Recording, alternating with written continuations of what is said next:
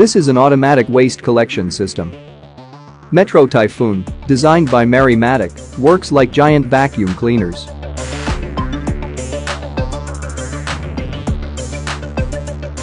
Residents take their waste bags to the nearest waste collection point outside their buildings, open the waste inlet door with the RFID key, and drop the bags into the appropriate inlet, bio-waste or mixed waste.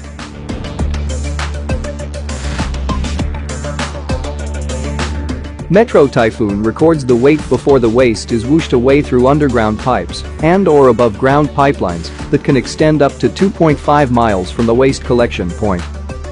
At the waste transfer terminal, the waste is collected into large containers, which are used to transport it to a treatment plant, where the waste will be turned into heat for homes, recycled, or otherwise disposed of.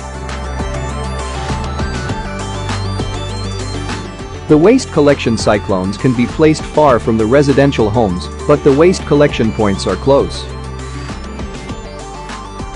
It's convenient and safe for the residents, no truck traffic in the yard. Matic has delivered over 1,000 systems in more than 40 countries, including large and small systems, from residential blocks to entire areas of a city.